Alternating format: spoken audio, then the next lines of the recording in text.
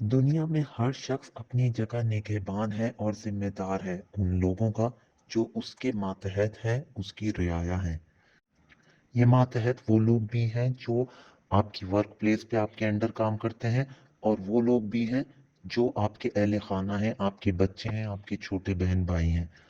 इन तमाम मातहत लोगों के बारे में क़यामत के रोज़ अल्लाह ताला के सामने इंसान को जवाबदेह होना होगा। मसलन, बाप अपने खानदान और औलाद का जिम्मेदार है। अल्लाह ताला उससे पूछेगा कि तुमने अपने खानदान को अल्लाह रहमान और रहीम की राह पर चलाया या शैतान की राह पर। औलाद की तालीम और तरबियत किस तरह की, क्या उन्हें हलाल खिलाया या हराम खिलाया। शौहर से पूछा जाएगा, तूने बीवी का हक क्यों नहीं अदा किया, उसे शरई अहकाम का पाबंद बनाया या आवारा ऊंट की तरह छोड़ दिया, उससे पर्दे की पाबंदी कहाँ तक करवाई। बिल्कुल इसी तरह औरत से भी इसी तरह के सवाल जवाब किए जाएंगे। पूछा जाएगा कि बता, क्या तूने अपने खामन के तमाम हकूक पूरे किए, उसका ख्याल रखा, अपनी औलाद की तरबियत किस तरह की, अपनी बेटियों को सर ढकना सिखाया या उन्हें इसी तरह आवारा छोड़ दिया कि वो अपने जिस्म की नमूदो नुमाइश करते फिरें। अपने बेटों की तालीम और तरबियत की, उन्हें सिखाया कि माशरे में औरत की इज्जत किस तरह करते हैं और एक मुहज़्ज़ब इंसान किस तरह बनते हैं, या सिर्फ नाच गाने और ड्रामे दिखा दिखा के उन्हें पाला। अल्लाह के रसूल सल्लल्लाहु अलैहि वसल्लम ने फरमाया है, औरत निगहबान है और खामद के घर और उसकी औलाद के बारे में जवाबदेह है।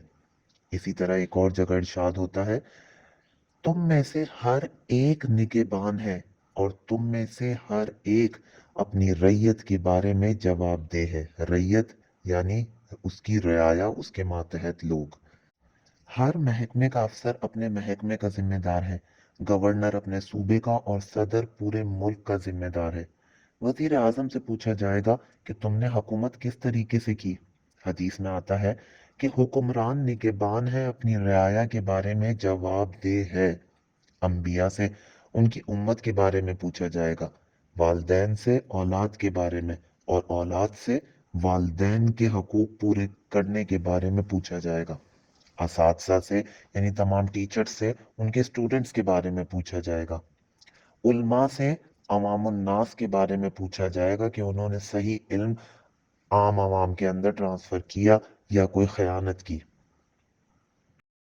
हदीस पाक के अल्फाज हैं, जो शख्स ये समझता है कि उसकी कोई रियाया नहीं, तो उसकी रियाया उसके जिस्म के आज़ा हैं जिनके बारे में उसे जवाबदेह होना पड़ेगा। अल्लाह ताला ने सूरतुल इसरा में फरमाया, बेशक कान और आंख और दिल, इन सब के बारे में पूछा जाएगा। इसी तरह सूरत अल तहरीम में अल्लाह ताला फरमाता है, ए अहले ईमान, अपने आप को और अपने घर वालों को दोजख की आग से बचाओ। बेशक औलाद और बीवी एक बहुत बड़ी नेमत है जो अल्लाह ताला किसी शख्स को अता करता है।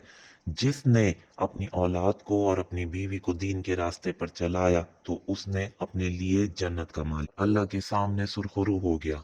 और अगर कोई शख्स ऐसा ना कर सका तो वो खुद को जहन्नुम की आग के लिए तैयार कर ले, क्योंकि क़यामत के रोज कोई शख्स एक दूसरे का गुनाह नहीं बांटेगा, एक दूसरे के गुनाहों का बोझ नहीं उठाएगा। सूरतुल फातिर में अल्लाह ताला का इरशाद है, कोई बोझ उठाने वाला दूसरे का बोझ ना उठाएगा। अल्लाह के रसूल सल्लल्लाहु अलैहि वसल्लम ने फरमाया है, हर मुजरिम अपने जुर्म का खुद जिम्मेदार है। बाप के बदले बेटे को और बेटे के बदले बाप को नहीं पकड़ा जाएगा। हजरत उमर रजी अल्लाह ताला अन्हो ने फरमाया है कि अगर दरिया फिरात के किनारे कोई एक चौपाया, कोई एक जानवर भी प्यासा मर गया, तो उमर क़यामत के रोज अल्लाह ताला के सामने जवाबदेह होगा। दोस्तों, आपने अक्सर उस चरवाहे को देखा होगा जो बकरियां पालता है। वो ना सिर्फ अपने जानवरों को खाना देता है बल्कि उनकी हिफाजत भी करता है कि कोई जंगली दरिंदा आकर उसके किसी जानवर को उठाकर ना ले जाए। अगर उसको अपने जानवरों की इतनी फिक्र है, तो क्या आपको अपनी बेटियों और बेटे की कोई फिक्र नहीं। आपने तो अपने घर की औरतों को मुख्तसर तरीन लिबास पहनाकर जंगली दरिंदों जैसी दुनिया में छोड़ दिया है और बेफिक्र हो गए हैं कोई भी दरिंदा आए और उनकी इज्जत तार तार कर दे। क्या आप उस चरवाहे से भी बदतर हैं? आपको जरा भी नॉलेज नहीं।